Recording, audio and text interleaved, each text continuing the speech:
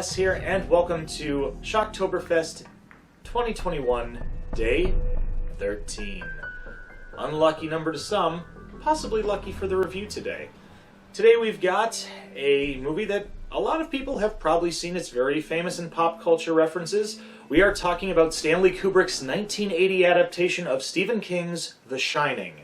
Most of you that have been around on this channel for a while know that last year, due to the pandemic, I actually did a parody of said movie and said book about the whole coronavirus called The Coroning. It got some decent views, and there'll be a link in the description below so you can back check on that one to kind of see what we did. We had a lot of fun doing it. Though most of you probably know the story, I'm going to do a quick recap on this. So the story takes place out in the mountains where the Torrance family of Jack, Wendy, and Danny are driving to take care of the Overlook Hotel. And Jack, the father and the husband, is also an aspiring writer, or he's had a couple decent books, and he's going to go take care of this hotel while he works on his new book. Only downside is the hotel's got a dark past. The caretaker, Dick Halloran, knows a little bit about it, but he also possesses a specific power known as the Shining. It's very much like telekinesis or kind of a psychic ability, and he finds out that the son Danny has that same power as well. So they communicate a lot, mentally and telepathically, and also Danny finds out about a room in the hotel called room 237 where a lot of bad things happened. Dick tries to tell Danny to stay away, however, Danny's still kind of curious about things while he's riding his little tricycle around amongst the hallways.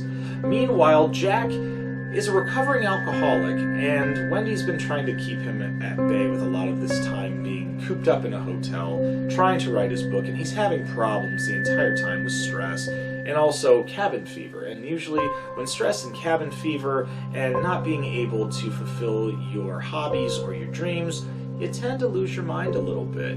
And at one point you find out that while Jack had some alcoholic problems, he did tend to hit Danny a few times. At one point Danny comes back after being attacked by a ghost or a demon within the hotel. Wendy thinks Jack did it. So therein lies the kind of lighting the match and hitting the fuse of the time bomb that's about to go off. Well, while Jack is trying to figure out everything and needing a drink, he goes into the empty bar where he meets the ghost of Delbert Grady, the original caretaker of the hotel who killed his wife, his family, and then himself. He tells him that he needs to kill his family and, everything will be okay. No, it's not okay.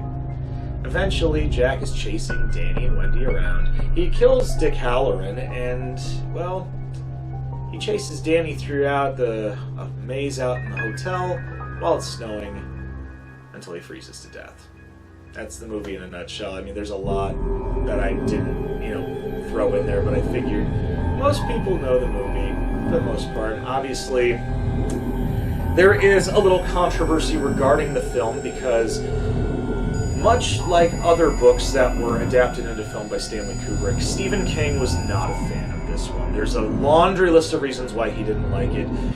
Honestly, I would say, if anything, I'll try to leave a link to a video where Stephen King talks about his anger for the film, because Stephen King's not the only author that's Stanley Kubrick has pissed off. He pissed off Anthony Burgess with Clockwork Orange, amongst other people as well, but we're not getting into that. We're focusing on The Shining today.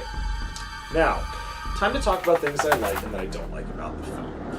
We're going to start off with what I don't like. I feel the movie drags on a little bit. I mean, obviously, by dragging on, I mean, there is a lot of slowdown. I mean, we're talking moments where there's just quiet and just the family sitting around. Slow time. I remember a horror movie reviewer once saying, a horror movie's kind of like a Broadway musical. You can't go more than 10 minutes without a kill, or you can't go more than 10 minutes without a song and dance. And in this situation with The Shining, there really wasn't a lot of that going on there. I mean, yes, there was some supernatural and paranormal situations going on within the film. However, they took a little too long. However, there's not a whole lot else. I mean, there's just, like I said, it drags a lot. Now we're going to move on to things I like. I mean, obviously, The music is great. The cast is great. I mean, come on. You have Jack Nicholson. You have Shelley Duvall. You have Scatman Crothers. You have Danny Lloyd, which was one of his only films. However, he does make a cameo appearance in the latest film, the sequel to The Shining, Dr. Sleep. I've seen bits and pieces, and quite frankly, I do need to watch it in full. And I guarantee, I've heard mixed reviews, but I have a feeling I'm going to like it. And of course, we also have the late Philip Stone playing Delbert Grady. He was more known prior to that in Clockwork Orange, playing Alex's father, and in scores of other movies as well. But those are the two that I remember him in mostly growing up and finding out about Stanley Kubrick's films. So we're just going to leave it at that. Now it's time to grade this film. I do enjoy watching it from time to time. Like I said, it does tend to drag.